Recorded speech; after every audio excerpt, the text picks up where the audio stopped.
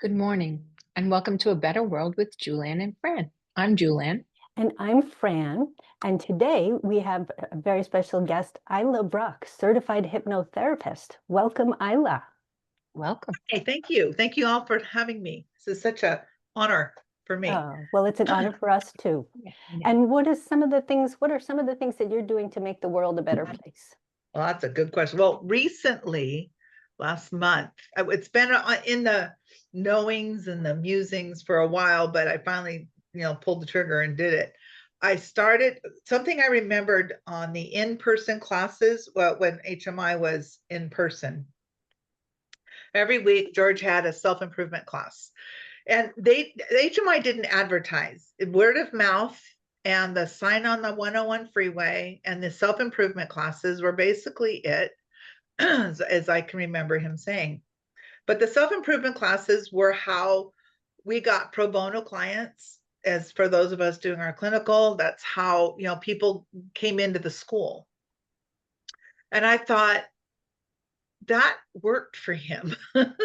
I mean, probably 600,000 people matriculated through HMI. I don't know how long the self-improvement classes were going, but he had like 5 or 6 that he'd just rotate every week. And I thought that's a really good idea. So I kind of took that as a model. And so now every Wednesday night, I have a free in-person self-improvement class in some area of helping people. Procrastination. We've done, I think I did one on mental bank recently. I've only done a few. I did one on just change work. What's transformation work? What is that? Because we go into it thinking, well, I really need to make a change, but I don't have to change, right? That stuck mode that people get into. Change work requires some change. So, and I didn't write it down, but Joe Dispenza he's so eloquently explains change, and that's kind of got me into, what, people don't understand change. So I went into the research and I did this whole little thing on change work in one of my self-improvement classes, which is basically what we do. We help people make the changes they want and understand those changes are good. Better place. Also, that's how I give back to my community, the in-person things. And then I'm part of the HMI grads and students Facebook page, and I have been for some time. And every once in a while, when I learn a new nugget of truth in business, I just got to post it. It's like, oh, that's what they were talking. That's what Bruce Bonnet was talking about, or Elaine Perlis, or something. It was like something in business. And then I see it happening, and it's like, you know what, this is how it became real for me. And so I would just, and that's how some of those posts just come to fruition, just by me experiencing something or just getting a knowing, well, maybe somebody else can use this information too. Because if you follow the system that was laid out for us, at least in the beginning, you can modify it to whatever you want later on. But it's just follow what the program is that has been laid out, because they give you a lot of information to start.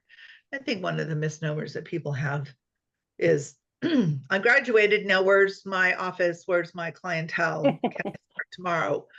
And truth be told, if you really were gut level honest with yourself, if you graduate tomorrow and the next week you had 30 clients, all of a sudden you'd be burnt out.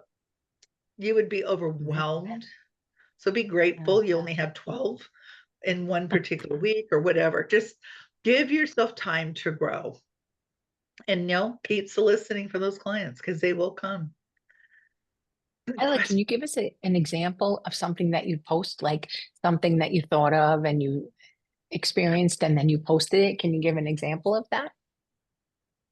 Yeah, marketing. Oh my gosh, that's like the huge area that people need to know about. And one of the things that I've learned in the last, just reopening my business here where I'm at in Central Valley in Visalia in California, I am SEO, search engine optimization. And although it is evolving in recent years because of AI, it's still a viable component to driving traffic to your website. Now, when I first started, I hooked up with a few companies that promised SEO, SEO that I didn't understand what that was. And I just went, whatever, here's my couple $100 a month, make it happen. And I wasn't diving my teeth into where my money was going. And then months later, I still don't have clients from this company that said I would get them, and I didn't understand it. You got to learn it. Now, I'm never going to be an SEO expert, nor am I ever going to be, doing that as my job. I even got a book, the book SEO for Dummies, this really thick book. I thought, I'll try it. I'll just, if I can get through the first 150 pages, maybe I'll be in and get through the first 2 pages. It's way above my pay grade. It's like, this is not my jam. So I'm way more aesthetic. So this is for the logical person that, and anybody who's might be interested, but this is marketing and marketing yourself in so many ways, but that's number one. So that was something I've posted, I think, many times, if I'm not mistaken, about SEO, just finding somebody that will educate you enough, caring enough. And so I had posted, and a lot of people had asked who my person was, and I privately was giving that name out. I didn't want to post her on the HMI Facebook page. I didn't think that that would be appropriate, but was happy to share who she was, and she was able to help. Now, I paved the way. I had to teach her about hypnotherapy and such, and so I paved the way for anybody. And so she's helped probably a couple dozen hypnotherapists from HMI to get their SEO going in the different parts of the country or whatever it is, and educating us about what she does, which has been great. And so I highly recommend her. A little pricey. SEO is not cheap, so just be aware of that. But when you're in business, you got to expect it's not a tomorrow thing. It's, if you can survive your first 3 or 4 years. I make enough now in earnings that I could be on my own, totally like survival of myself. I mean, I can take care of myself. And That's great. That's the case. So it's what do you do in the meantime? Well, maybe you have to get a second job. Maybe you have to get a part-time job, limit whatever. But this has been my focus. Joe Tabanella said something. There was a study at Yale, I think it was, about a bunch of students. And some were driving after their passion, and some were just going after their degree. And the ones that went after their passion, 10 years later, were still doing their passion, even if it meant sleeping in their car. That's where I'm at. That's it. That's what this is to me. This is my calling. I don't want to sleep in my car, universe. Cancel, just an example. But it's like, this is my passion. I'm going to do whatever I can to always do this. Because if I'm not doing this, then I'm going to go in depression. Please don't let me do that. Yeah. And you're helping people, and that's great. Huge helping people. One of the most recent modalities that I have learned that has just been a game changer for my practice is IEMT, integral eye movement technique therapy. And I couple that with hypnotherapy. And it has just been an amazing tool to help people collapse traumas, disconnect, and unlink the negative associations to a memory, usually within 1 to 2 minutes. I mean, I had a guy in here on Thursday, today's Sunday, so it's Friday. Yeah, he had a whole my first sessions are always 2 hours. I've never been able to do a 50-minute first session. I tried and tried. There's just too much to unpack. You know what? I'm just going to do, and that's just what's working for me, and people know it, and I charge accordingly. And they come in for a 2-hour hypnotherapy session. The first thing I do is this IEMT right away, just to see, I even tell them, just to see if it works. And it does, it relaxes them, and they're not as nervous anymore, and they've collapsed the thing that's been in the frontal cortex on the hamster wheel, kind of thing. And now they're just all soothed. So Friday, the guy comes in, and he is just beside himself. He had his panic attack a week before, and it's just been driving him nuts because he's afraid of death. He's not ready. He's in his 40s. He's not dying, but he had it in his head, So I said, well, let's just fix that. So we just did this whole thing, and it's an eye movement, but not EMDR. It's definite. He doesn't have to tell me the trauma. He doesn't have to relive it. He just has to hold the thought of what it is, whatever. And we did the technique, and the man was just, it was amazing and so beautiful to watch him. He couldn't believe how much weight lifted up off him in just a minute or two. Wow, that's amazing. He couldn't finish the session, so he comes back Tuesday to finish his hypnotherapy part of the session. I hadn't even got to theory of mind yet.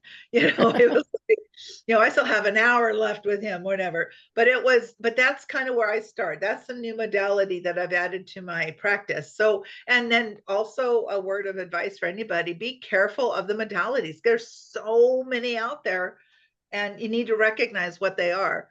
I'll study them out. Now I did take, it's called advanced conversational hypnosis. I got certified in that. I kind of one of those, I wish I hadn't done it kind of thing. It does pattern a lot of NLP. I don't care what the creator says, but it does pattern a lot of NLP. And I'm like, well, I already know NLP. So because of my knowledge in NLP, I can recognize where NLP is, and IEMT uses a lot of NLP, and it doesn't hide it. It's very open about, yes, we use techniques in NLP to do this technique, etc. So, but if you need to know what do I take for a new modality, NLP, study NLP, take Joe's class. I took it twice, and then I TA'd for him 3 times. Wow. So I have a little bit of knowledge, and you always learn something new when you're taking another class. So that's a great, just one of those great pieces of advice I can give you is learn NLP. It's one of the pinnacles, I think, of what we get to do. And it helps you pivot to anything from anchoring to reframing, chunking down, swishing, whatever it is that you're trying to get yourself into. Yeah. Arts there. And whatever field you want to go into, you can make use of it. Absolutely. Yes. People come in here and they want to do better at sales. All right. Yeah. Good salesmen already know about mirroring, pacing, leading. So let's talk about it, kind of thing. So, and I'll even show them, in the last few minutes, every time I grab my coffee, so did you grab your water? Oh yeah. It's like, and even Julann, when she picked up her coffee, when we first started, I went, oh, that's right, I have coffee. It's like, oh, there it is. So yeah, it's an amazing, that's amazing modality. And then the world of place is just me. One of the things that I love to help people with is quit smoking. And to me, making the world a better place is putting the tobacco companies out of business, one person at a time, whatever it takes. And I have helped hundreds and hundreds of people, if not more, just quit. They just quit. Cold turkey? No, hypnotherapy. Oh. No, but I mean, like one session, or that's amazing because so many people are struggling with that. They are. That's and great. It's like cold turkey is probably, in my opinion, the best way to quit, because if you can struggle through, you never want to go through that pain again. That's how I quit 37 years ago. I just did cold turkey. But you have to have reasons why, and it can't be because my family, it can't, and not that that's not important.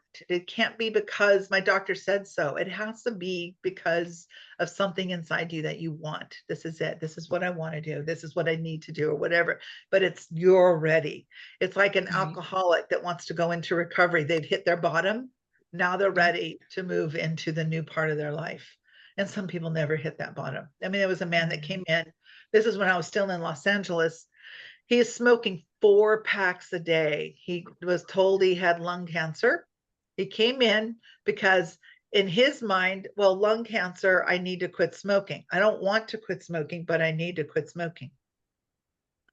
And we tried about 3 or 4 sessions, and the man just wasn't ready.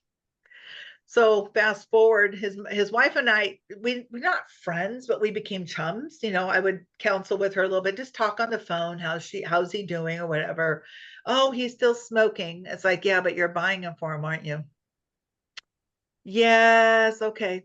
So you're not ready for him to quit either. And he smokes in the house, and there's a secondhand smoke. And so it's like all you have to do is deny him. He'll struggle for about a week, and he'll be fine. Because if he went into a convalescent, he won't be able to smoke. It's like, so is he still smoking? You know what? It was about 1.5 years ago that I had last heard from her. And that's, he was still smoking, bedridden, and in the house, in one of those hospital beds kind of thing, palliative care the whole bit. And so it's just sad. So sad. But smoking is something, so I think about that. Think about my mother who lived with us when I was raising my kids, and she smoked. Now, of course, I didn't let it in the house. I also, at first, I didn't mind her smoking on the front porch, but after a while, yeah, no, if you're gonna kill yourself, you got to do it out the trash cans, okay? You can't put a chair out there. I don't want people to know that Right, there's somebody that smokes, kind of thing. So she was not happy about that, but then don't smoke or move. You right. can. So it was it it was hard. That's where you have to do the reverse tough love with your parents kind of thing. Yeah, it's becoming the parent kind of thing. So yeah, if you smoking is not good. So that's one of the things that I love to help people with. As a matter of fact, I've got 3 or 4 inquiries from my website because of SEO sitting in my email box that I'll be contacting today after my session that I have this morning. And one of them, he said, I need to quit smoking. Now, the other thing he said was, and drink less. Well, he's kind of chuckle at that because you can't drink less. If you have a problem drinking, then you just don't drink. So he's not going to like that part. And I know drinking and smoking go hand in hand. And maybe if you quit smoking, maybe you won't drink. But I'm not going to help you stop drinking less. It's either all or nothing. Right. Yeah, yeah. And for Yep. any of our listeners who maybe don't know what NLP stands for, would you tell us? Oh, neurolinguistic programming. It's how we do our behavior. How do we do behavior? It's for example, there's over 400 techniques in NLP, and one of my favorites is called parts. And we take parts. We have 2 parts going on in our head: the part that we and the part that we are, the part that we're doing. So how do we integrate those? Well, we have to understand where they're both coming from, and that's where I'll take somebody through an exercise. Where are they both coming from? So I'm going to ask what their highest purpose is or what their highest values are for that part on, first on one side, what you're doing, and then on the side, what you want. I even have this little sheet that I use that's not here.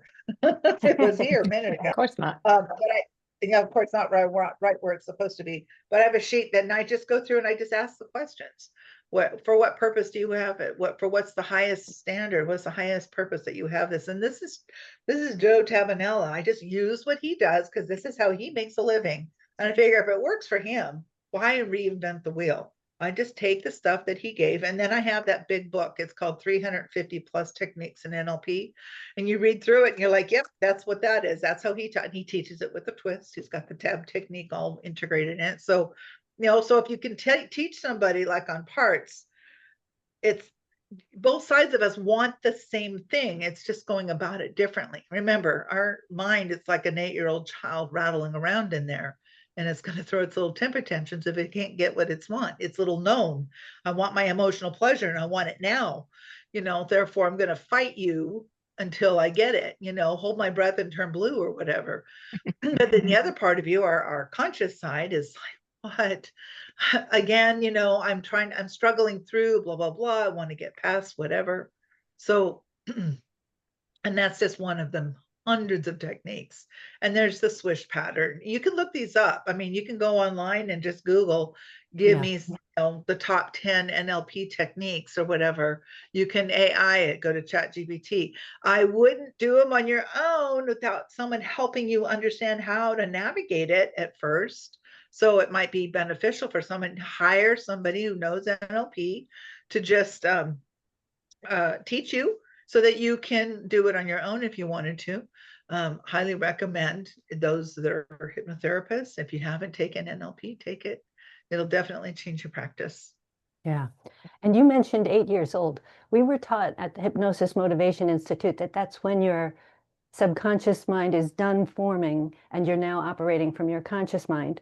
But I was actually talking on a Zoom with Bruce Lipton, who said that it's more like 6 years old. And your subconscious mind, we were also taught the subconscious is like 88 to 90%. It's more like 90 to 95%. And the conscious mind is Yeah. only about 5%. So that Right. means that the vast majority of your mind, things happen of which you're not aware. You know, Right. It's the control center. yeah. It's our power, energy power. It's how I explain it. It's what's controlling the show. So at 8 is an average. It's that age of reason. Some people, it might be a little younger, might be a little older, but it's that beginning stage where that critical mind filter is starting to develop. So now, instead of just everything being absorbed into the subconscious mind as absolute truth, it has to go through that critical filter first to Yeah. see if it agrees with the decision you're about to make. Decision, reason, analysis, willpower, and logic are all only working at a conscious level. They're not working. People think I can just will my way through it. No, willpower only works at a conscious level, not at a subconscious level. So what do we have in our subconscious mind? Two of your most powerful tools, imagination and emotions. Emotions are energy in motion, and our imagination is infinite, and everything we have and do. I mean, my mouse was created by someone's imagination. This computer we're on, someone had to imagine it somewhere along the way. Mhm. Yeah, logic to help get all the fine tuning done, but imagination is everything that we have. So if you can use that to your advantage, and those knowns that we have in our subconscious mind, I say 8-year-old child because that's the age-ish that that critical mind starts to develop. So now there's this 8-year-old kid, if you will, throwing temper tantrums. Now there's some maturity, but remember, it doesn't care if it's right or wrong or healthy or unhealthy or bad or good or fact or fantasy. This is what it knows. That's it. And if it's an unknown, it's uncomfortable. And if it's a known, it brings emotional pleasure. End of story. That's an absolute. So teaching in hypnosis, and this is how I teach my clients, I'm going to create new knowns or help you create. Basically, it's helping them create the new knowns, because the subconscious mind doesn't care how long the known has been there. If it's a known that they can identify with, that your subconscious mind identifies with, it's going to bring emotional pleasure and it's going to stick. It's going to stick. Oh, it's almost like no one's really, it's like, really, is that it all makes sense Is once that you true?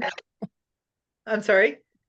I said they realize, wow, is that how it Yeah. is? Oh yeah. How did I not mess up my kids? It's like just for brainwashing them when they're little, kind of like that at the beginning. I think it's in the mental bank book.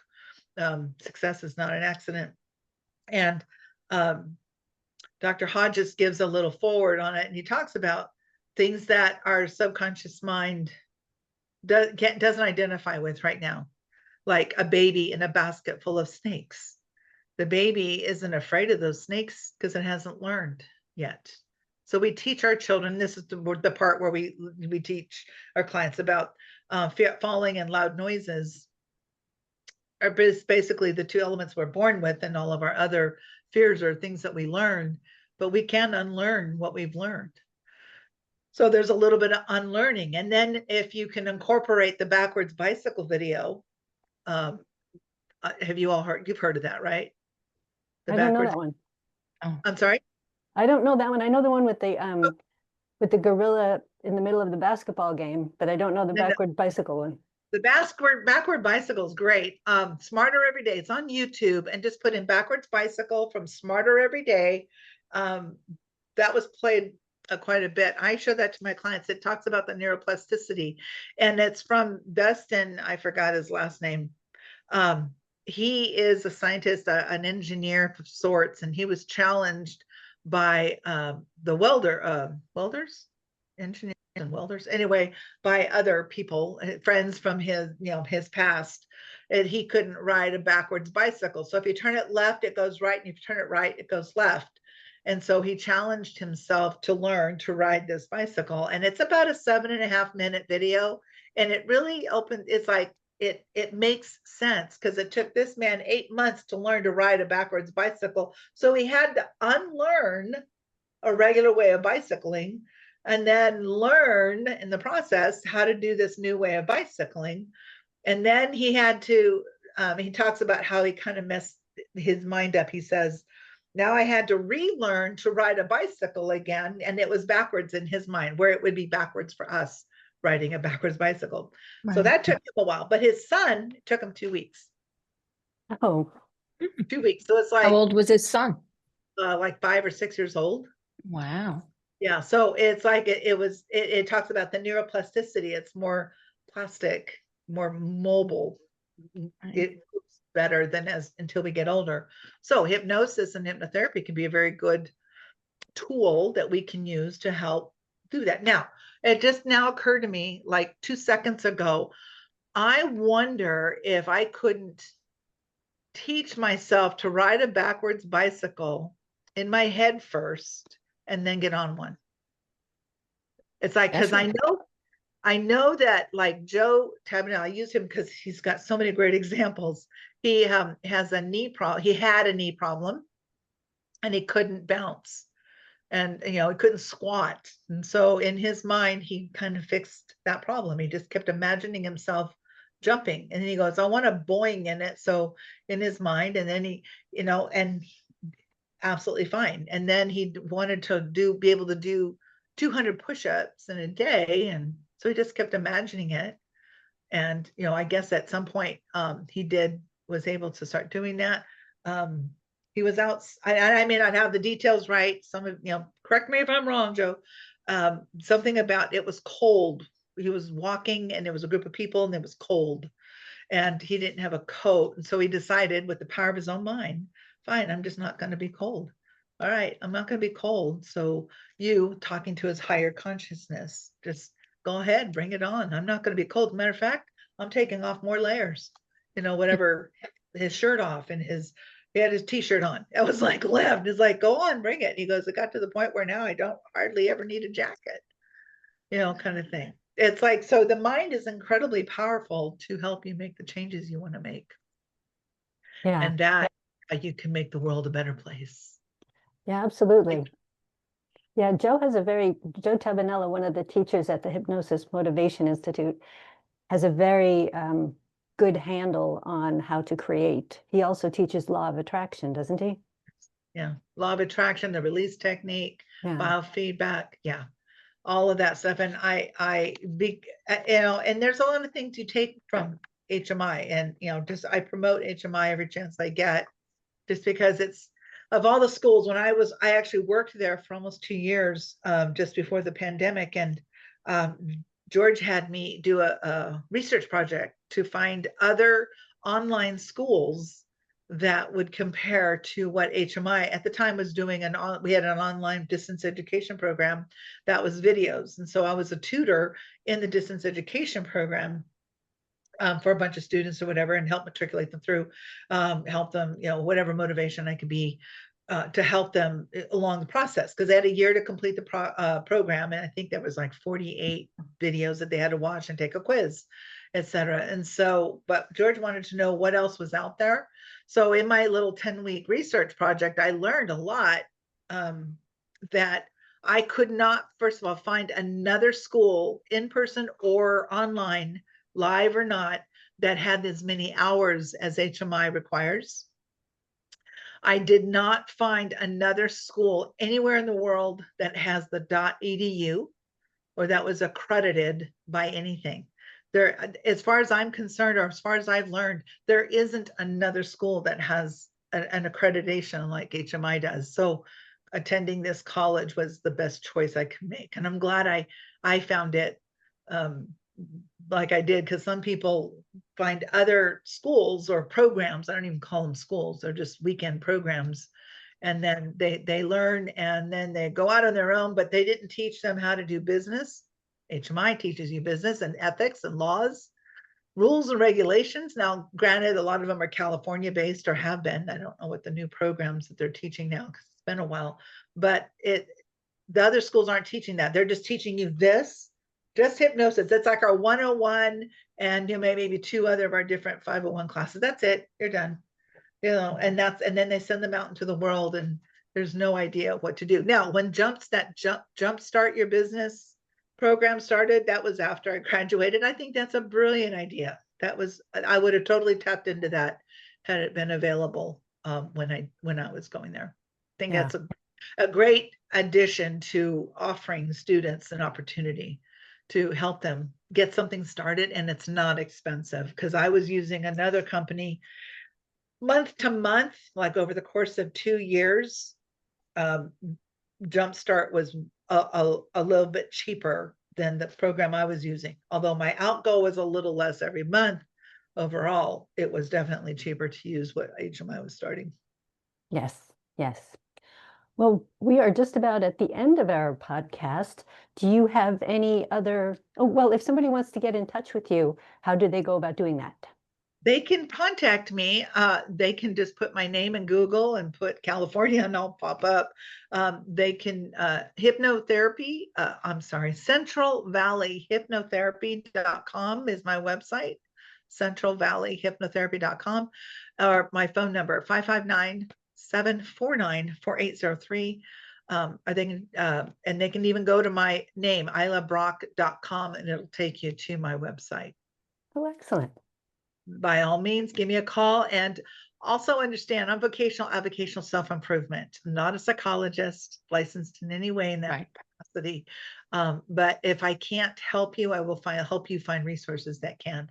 I have like in-town resources where I'm at here, of psychiatrists and psychologists. And keep your reach going, because my marketing, there's a very popular psychologist, I think he might be a psychiatrist in LA, who found me, that recommended me to one of his clients, which I thought that was, so I see him on Zoom.